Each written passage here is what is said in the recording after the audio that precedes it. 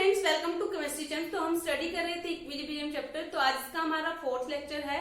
तो आज हम स्टडी करने वाले हैं इक्विलिब्रियम इन केमिकल प्रोसेस। जैसे कि हमने फिजिकल प्रोसेस के अंदर इक्विलिब्रियम देखा था, उसी तरीके से केमिकल प्रोसेस के अंदर भी इक्विलिब्रियम एग्जिस्ट करता है। यहाँ पे जब हम केमिकल प्रोसेस की बात करते हैं, तो यहाँ पे हम किसकी बात करेंगे? केमिकल रिएक्शंस की। केमिकल रिएक्शन के अंदर क्या एग्जिस्ट करेगा? Chemical equilibrium. Chemical equilibrium. Alright.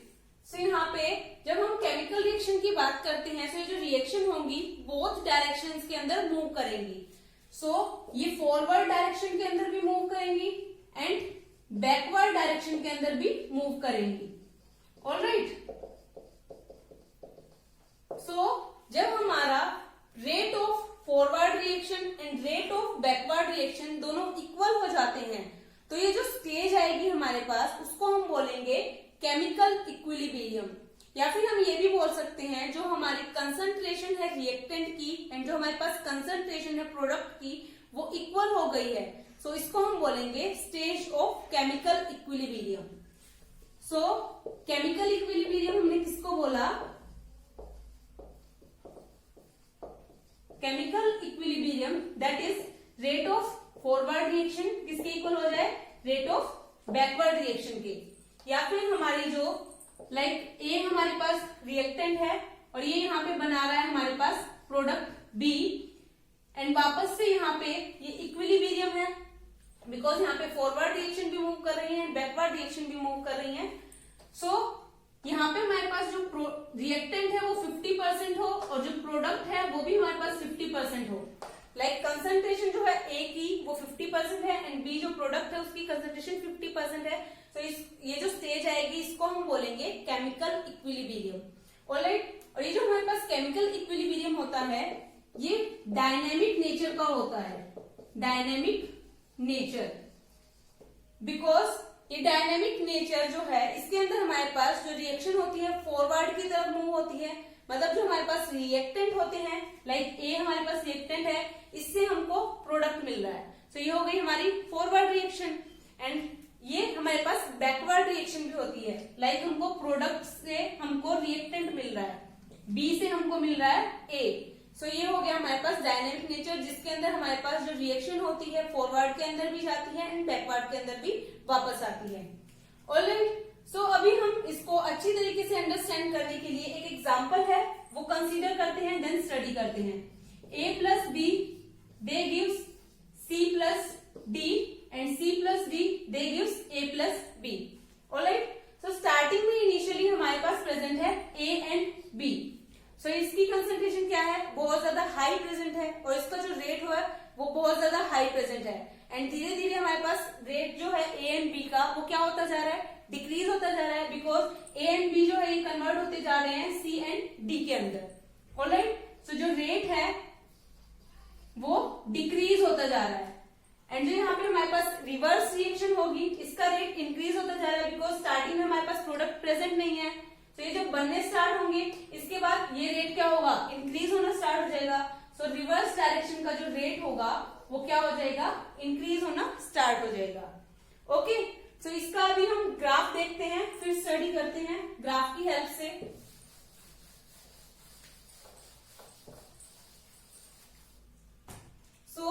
यहाँ पे हमने ग्राफ बना रहे हैं between concentration and time. Alright. अगर हम बात करें रिएक्टेंट की, तो स्टार्टिंग में हमारे पास जो रिएक्टेंट की जो कंसंट्रेशन है वो बहुत ज्यादा हाई है, बिकॉज स्टार्टिंग में हमारे पास सिर्फ रिएक्टेंट ही प्रेजेंट है। इसकी कंसंट्रेशन हमारे पास हाई है। ऑलराइट। धीरे धीरे क्या हो रही है, ये जो रिएक्टेंट है ये कन्वर्ट होते जा रहे हैं प्रोडक्ट के अंदर, इनकी जो कंसंट्रेशन है वो कम होती जा रही है। इनकी जो रिएक्टेंट है, इनकी जो कंसंट्रेशन है वो कम होती जा रही है। ऑलराइट। एक टाइम के बाद इनकी जो कंसंट्रेशन होगी वो कांस्टेंट हो जाएगी। इसी तरीके से अगर हम बात करें प्रोडक्ट की, तो प्रोडक्ट इनिशियली हमारे पास प्रेजेंट नहीं है, इसकी कंसंट्रेशन हो गई हमारे पास 0। देन टाइम के साथ C प्लस डी की जो वैल्यू है वो इंक्रीज होती जा रही है। इसकी कंसंट्रेशन क्या होती जा रही है? इंक्रीज। एंड एक टाइम के बाद कांस्टेंट। सो जब हमारे पास ये C एंड D है एंड यहाँ पे हमारे पास प्रेजेंट है A एंड B, तो जहां पे हमारे पास ये जो स्टेज है इक्विलिब्रियम में आ जाए, मतलब जो हमारे पास रेट था फॉरवर्ड एंड बैकवर्ड रिएक्शन का वो इक्वल हो जाए, या फिर हमारे पास जब ये वैल्यू कांस्टेंट आ जाए, तो ये जो स्टेज होगी ये होगी हमारे पास इक्विलिब्रियम, और इसको हम बोलेंगे केमिकल इक्विलिब्रियम। यहाँ पे हमारे पास एग्जिस्ट करता है। सो इस रिएक्शन के अंदर हमने स्टार्टिंग में A प्लस बी लिया है, सो इस रिएक्शन को हम C प्लस डी की हेल्प से भी मूव करा सकते हैं। लाइक अगर हमारे पास स्टार्टिंग में C एंड D प्रेजेंट है, सो क्या हो जाएगा, ये जो ग्राफ है यहाँ पे हमारे पास इनिशियली C एंड D की वैल्यू ज्यादा प्रेजेंट होगी, तो यहाँ पे C एंड D आ जाएगा, एंड इसी तरीके से A एंड B यहाँ से फॉर्मेशन होनी स्टार्ट हो जाएगी, तो यहाँ पे A एंड B आ जाएगा। सो ये जो रिएक्शन है हम दोनों तरीके से करा सकते हैं, लाइक फॉरवर्ड से भी स्टार्ट कर सकते हैं, बैकवर्ड से भी स्टार्ट कर सकते हैं। ऑलराइट, सो अब इस रिएक्शन को और अच्छी तरीके से कंसीडर करने के लिए हैबर्स ने बहुत सारे एक्सपेरिमेंट स्टार्ट किए। हैबर्स, सो अब हम यहाँ पे हैबर्स प्रोसेस जो है उसको स्टडी करेंगे। सो हैबर्स ने क्या किया, बहुत सारे एक्सपेरिमेंट स्टडी किए with the help of known amount of die nitrogen and di hydrogen, that is H2 and N2।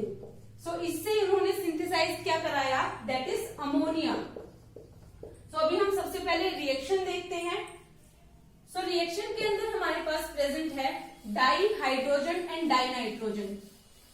So die nitrogen that is N2 plus H2 they gives NH3 that is ammonia. अब हम क्या करेंगे, इस reaction को balance कर लेते हैं। तो यहाँ पे 3H2 एंड यहाँ पे 2NH3, और यहाँ पे जो रिएक्शन होगी बैकवर्ड की तरफ भी मूव करेगी। सो हैबर्स ने ऐसा बोला, ये एनालाइज किया जब उन्होंने ये प्रोसेस कराया with the help of known amount of hydrogen and die nitrogen, तो यहाँ पे हमारे पास सिंथेसाइज हुआ अमोनिया। बट उन्होंने ये देखा कि जो ये हमारे पास रिएक्शन प्रेजेंट थी, इसके अंदर हमारे पास ये जो di hydrogen and die nitrogen present है ये अनरिएक्टेड रह गए हैं, मतलब ये जो हमारे पास है बचे हुए हैं अभी भी रिएक्टेंट। सो इसका मतलब क्या हुआ, एक टाइम के बाद हमारे पास एक स्टेज आ गई इक्विलिब्रियम, जिसके बाद क्या हो रहा है, ये नाइट्रोजन एंड ये जो हाइड्रोजन प्रेजेंट है ये रिएक्ट होके हमारे पास सिंथेसाइज कर रहे हैं अमोनिया, एंड अमोनिया जो है वापस से डिकम्पोज होके हमको प्रोवाइड करा रहा है dinitrogen and dihydrogen. So वो जो स्टेज आएगी केमिकल इक्विलिब्रियम की, उसके ऊपर ये सारा प्रोसेस हो रहा है। सो इसका अभी हम ग्राफ देख लेते हैं। सो यहाँ पे हमारे पास प्रेजेंट है मोलर कंसंट्रेशन। सो जब हम यहाँ पे बात करते हैं हाइड्रोजन की, तो यहाँ पे जो कंसंट्रेशन है हाइड्रोजन की वो हाई है। तो यहाँ पे सबसे पहले हमारे पास आएगा डाई हाइड्रोजन, तो यहाँ पे आ जाएगा 3H2, एंड यहाँ पे कंसंट्रेशन जो है नाइट्रोजन की वो हाइड्रोजन से कम है, तो यहाँ पे हमारे पास आ जाएगा नाइट्रोजन, एंड यहाँ पे इनिशियली हमारे पास जो है अमोनिया प्रेजेंट नहीं था, बट कुछ टाइम के बाद क्या हुआ, अमोनिया सिंथेसाइज होना स्टार्ट हो गया। सो इनिशियली हमारे पास क्या प्रेजेंट है, अमोनिया 0, देन इंक्रीज होना स्टार्ट हो गया, एंड एक टाइम के बाद कांस्टेंट हो गया। ऑलराइट, सो यहाँ पे जो स्टेज आएगी जहां पे हमारा अमोनिया जो है बनना बंद हो जाएगा, या हमको ऐसा लगेगा ये बनना बंद हो गया है, या फिर इसकी वैल्यू कांस्टेंट आनी स्टार्ट हो जाएगी, तो वो जो स्टेज होगी उसको हम बोलेंगे केमिकल इक्विलिब्रियम। अब ये जो केमिकल इक्विलिब्रियम होता है ये डायनेमिक नेचर का होता है। सो इसको और अच्छे से स्टडी करने के लिए हैबर्स ने क्या किया, ये जो हमारे पास हाइड्रोजन प्रेजेंट था इसको रिप्लेस कर दिया with the help of deuterium atom, that is D. So अभी हम रिएक्शन लिख लेते हैं सेकंड। सो हाइड्रोजन को हमको रिप्लेस करना है डी के साथ। तो यहाँ पे हमारे पास आ गया N2 प्लस 3D2 दे गिव्स 2ND3 ND3। ऑलराइट, सो अब इन्होंने क्या किया, ये जो हाइड्रोजन था इसको रिप्लेस कर दिया। सो इन्होंने देखा प्रोडक्ट हमारा एज इट इज बना, बस यहाँ पे हाइड्रोजन को रिप्लेस कर दिया है ड्यूटेरियम ने। सो अभी इन्होंने क्या किया, ये जो हमारी फर्स्ट रिएक्शन थी इसकी जो मिक्सचर है that is N2 H2 and NH3, and second हमारे पास प्रेजेंट है N2 D2 एंड ND3। सो ये फर्स्ट रिएक्शन मिक्सचर है, ये सेकेंड है, दोनों को इन्होंने क्या किया, मिक्स कर दिया, एंड मिक्स करने के बाद थोड़े टाइम के लिए इन्होंने रख दिया एंड देन थोड़े टाइम के बाद इन्होंने क्या किया है, जो रिएक्शन मिक्सचर था इसको एनालाइज किया तो उन्होंने देखा कि जो हमारा कंपोजिशन है अमोनिया का, इसके अंदर कोई भी चेंज नहीं आ रहा, मतलब इसकी जो वैल्यू है हमारे पास ये कांस्टेंट है। एंड देन इन्होंने और ज्यादा स्टडी किया एंड मास स्पेक्ट्रोमीटर की हेल्प से, मास स्पेक्ट्रोमीटर की हेल्प से जब इस रिएक्शन मिक्सचर को एनालाइज किया तो इन्होंने देखा कि जो हमारे पास ये अमोनिया प्रेजेंट है ये ड्यूटेरियम एटम में भी प्रेजेंट है। लाइक स्टार्टिंग में हमारे पास प्रेजेंट है NH3 अमोनिया एंड अमोनिया अब हमारे पास प्रेजेंट होगा NH2D, एक हाइड्रोजन को रिप्लेस कर दिया एक ड्यूटेरियम एटम ने, NHD2 दो हाइड्रोजन एटम को रिप्लेस कर दिया दो ड्यूटेरियम एटम ने एंड ND3। तो ये हमको अमोनिया कुछ इस तरीके का देखने को मिलेगा मास स्पेक्ट्रोमीटर के अंदर। एंड जब हम हाइड्रोजन को देखते हैं तो हाइड्रोजन हमको H2 की फॉर्म में मिलेगा या फिर एक हाइड्रोजन जो है रिप्लेस हो गया है ड्यूटेरियम के साथ, तो यहाँ पे आ जाएगा HD एंड अगर दोनों हाइड्रोजन एटम जो है रिप्लेस हो गए हैं तो यहाँ पे आ जाएगा D2। तो इस तरीके का जो है हमको देखने को मिलेगा मास स्पेक्ट्रोमीटर के अंदर। ऑलराइट, सो इसके अंदर क्या हुआ, हमारे पास जो अमोनिया की जो कंसंट्रेशन थी वो चेंज नहीं हुई with the passage of time, मतलब जो अमोनिया था हमारे पास एग्जैक्ट सेम रहा। तो यहाँ से हमारे पास ये कंक्लूजन निकल रहा है जो रेट ऑफ फॉरवर्ड रिएक्शन था, रेट ऑफ फॉरवर्ड रिएक्शन वो किसके इक्वल हो गया, rate of backward reaction. And यहाँ पे हमारा जो कंपोजिशन था उसकी जो हमारे पास कंसंट्रेशन थी वो चेंज नहीं हुई with the passage of time. So no concentration changes with passage of time. So यहाँ पे ये जो स्टेज आएगी वो कौन सी आएगी, दैट इज केमिकल इक्विलिब्रियम। अगर इसका एक ग्राफ और हम बनाना चाहें तो वो किस तरीके से बनेगा, लाइक यहाँ पे हमारे पास प्रेजेंट है कंसंट्रेशन एंड यहाँ पे हमारे पास प्रेजेंट है टाइम। सो यहाँ पे हमारे पास N2 था एंड 3H2। सो स्टार्टिंग में हमारे पास रिएक्टेंट क्या प्रेजेंट है, N2 and H2। So initially इसकी कंसंट्रेशन क्या होगी, हमारे पास हाई होगी एंड देन डिक्रीज होती जाएगी और एक टाइम के बाद कांस्टेंट हो जाएगा।